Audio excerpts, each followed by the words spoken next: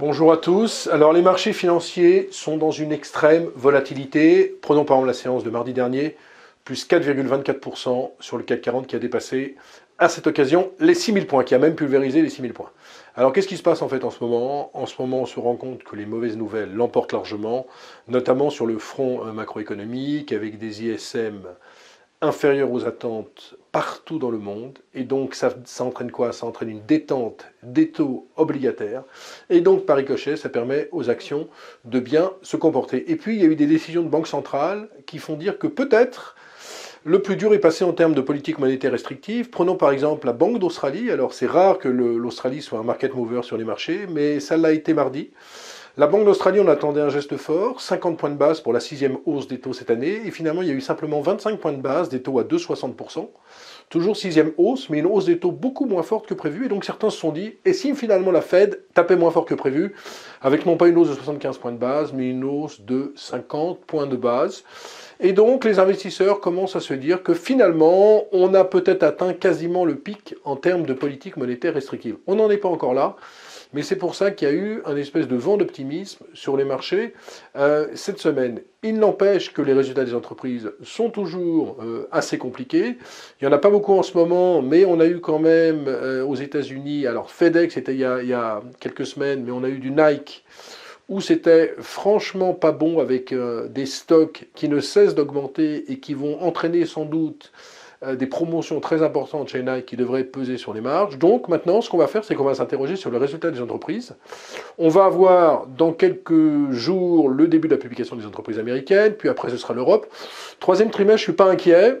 Par contre, sur le quatrième trimestre, ça risque de tanguer un petit peu plus. Et il faut se demander si on arrivera à faire les 30% de croissance des bénéfices cette année pour le CAC 40. Si on y arrive, il faut acheter le CAC 40 parce que franchement, il est sur un PE moyen de 10,5 en ce moment. Je vous rappelle que sur 15 ans, le PE moyen du CAC 40 est de 17,5. Donc on est très décoté si on arrive à la progression de 30% des résultats cette année. Si on n'y arrive pas, ça risque d'être compliqué. Alors il faut séparer le bon grain de l'ivraie. Tout ce qui est minier, c'est très compliqué. On a vu cette semaine Eramet qui a fortement décroché. Pourquoi? Parce qu'on se dit que si la demande mondiale ralentit, si l'économie mondiale ralentit, il y aura beaucoup moins de demandes pour toutes les matières premières, et donc ça peut peser sur Eramet, ça peut également peser sur Arcelor. Les banques, on a vu qu'elles étaient un petit peu dans la tourmente sur des interrogations autour du Crédit Suisse. Moi, je ne suis pas très inquiet sur le Crédit Suisse.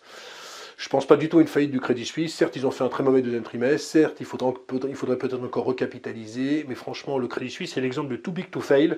C'est-à-dire que je ne vois pas du tout, mais alors pas du tout, le Crédit Suisse, deuxième banque helvétique, faire faillite. Je vous rappelle qu'il y a 14 ans, crise des subprimes. UBS avait fait une perte de 20 milliards en 2008.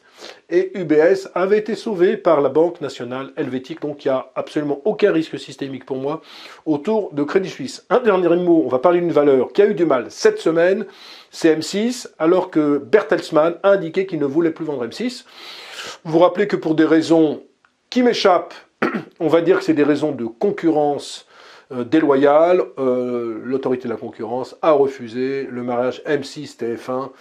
On a sacrifié ce beau mariage au profit d'une idéologie concurrentielle. Bref, on a sacrifié une vraie stratégie industrielle et on s'est dit que finalement c'était mieux que TF1 M6 reste indépendant.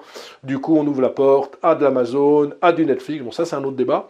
Et donc on s'était dit qu'après l'échec de cette fusion TF1 M6, finalement M6 serait quand même à vendre. Bertelsmann m'a dit que non. Et donc l'action M6 perd 10% quasiment sur la semaine. Est-ce qu'il faut y revenir? C'est vrai que c'est pas cher entre 6 et 7 fois, mais enfin si Bertelsmann ne veut pas vendre, on peut se demander ce qui peut se passer en termes de catalyseur, d'autant plus que la concurrence fait rage. Demandez un petit peu à vos enfants ce qu'ils regardent. Ils vont dire nous on est sur Amazon Prime, on est sur Disney+, ou encore on est sur Netflix.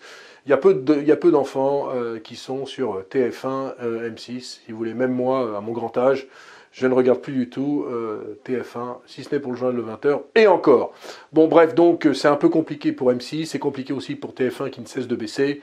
J'ai du mal à revenir sur ces dossiers parce qu'ils sont quand même en concurrence frontale. Voilà, donc en conclusion, bon, ça se passe plutôt bien, mais on va être vraiment dans l'ère de la volatilité, c'est-à-dire qu'on peut se faire des séances à +4 et à -4. On ne sera pas sorti de l'auberge tant que l'inflation n'aura pas atteint son pic. C'est peut-être pour bientôt, mais on n'y est pas encore. Et on ne sera pas sorti de l'auberge tant qu'on n'aura pas les fameuses publications des résultats d'entreprise. À noter que sur les banques centrales, on presse des hausses de 75 points de base, aussi bien pour la Fed 1er de novembre que pour la BCE lors de la prochaine réunion. Voilà. Excellente journée, excellent week-end, et on se retrouve en pleine forme la semaine prochaine avec des marchés, je l'espère, c'est un vœu pieux, des marchés qui progressent, parce que franchement, se taper moins 32% sur le Nasdaq depuis le début de l'année, moins 21 sur le CAC 40 ou encore moins 26 sur le CAC Small, c'est un peu démoralisant quand même si j'adore commenter l'actualité avec vous. Excellent week-end à tous.